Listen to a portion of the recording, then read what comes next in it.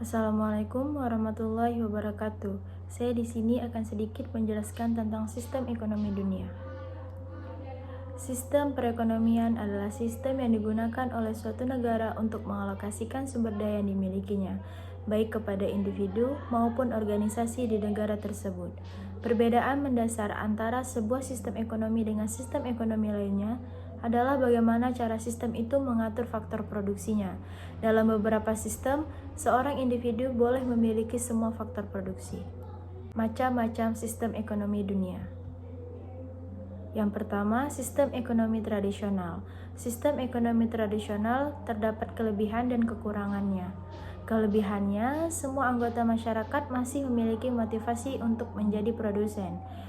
Yang kedua, kegiatan produksi berlangsung untuk memenuhi kebutuhan, tidak untuk mencari keuntungan. Yang ketiga, masyarakatnya cenderung jujur dalam kegiatan pertukaran karena masih menggunakan sistem barter. Kekurangannya, belum ada kerjasama yang baik di masyarakatnya. Yang kedua, sulitnya dalam menentukan nilai barang yang dipertukarkan. Yang ketiga, jenis dan jumlah barang yang dihasilkan seringkali tidak bisa melayani kebutuhan.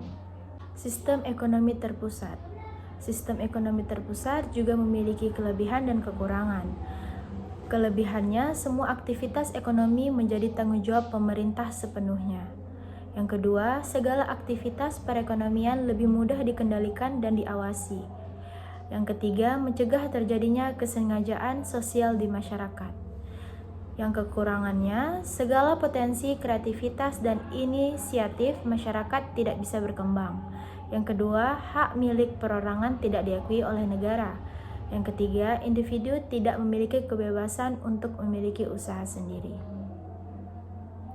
Sistem ekonomi pasar. Sistem ekonomi pasar juga memiliki kelebihan dan kekurangan. Kelebihannya, negara mengakui adanya hak milik perorangan. Yang kedua, adanya peningkatan efisiensi dan kualitas barang yang dihasilkan. Yang ketiga, setiap orang dapat memilih sektor usaha sesuai dengan kemampuannya. Kekurangannya, timbulnya persaingan tidak sehat antar pelaku ekonomi. Yang kedua, tingginya kesenjangan sosial di masyarakat.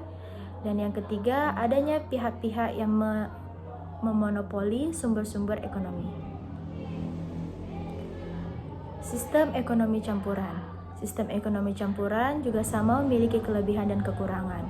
Kelebihannya adanya pemisahan yang jelas dalam sektor ekonomi pemerintah dengan pihak swasta. Yang kedua, pergerakan harga-harga barang dapat diawasi dan dikendalikan. Yang ketiga, pemerintah mengakui dan melindungi hak kepemilikan perorangan. Sedangkan kekurangannya, potensi terjadinya etatisme jika peran pemerintah semakin mendominasi. Yang kedua, potensi terjadinya monopoli jika pihak swasta mendominasi sehingga merugikan rakyat. Yang ketiga, individu tidak memiliki kebebasan untuk memiliki usaha sendiri. Dan fungsi ekonomi sistem dunia. Yang pertama, sebagai pendorong untuk memproduksi barang. Yang kedua, mengordinasi kegiatan sistem individu di dalam suatu perekonomian. Dan yang ketiga, mengatur pembagian hasil produksi barang di seluruh anggota masyarakat. Dan yang terakhir, menciptakan mekanisme agar proses distribusi barang dan jasa berjalan dengan baik. Faktor yang mempengaruhinya, yang pertama, SIDA berperan sebagai dasar produksi ekonomi yang akan dilakukan. Yang kedua, SDM berperan sebagai pengelola SDA, tenaga dan kemampuan yang dibutuhkan untuk melakukan kegiatan perekonomian. Yang ketiga, sosial dan budaya mempengaruhi kerja sama antar individu dalam melaksanakan kegiatan perekonomian. Dan yang terakhir, ilmu, pengetahuan dan teknologi. Pengetahuan dapat menjadi sebuah petunjuk dan teknologi akan memudahkan masyarakat. Sekian dari presentasi saya. Assalamualaikum warahmatullahi wabarakatuh.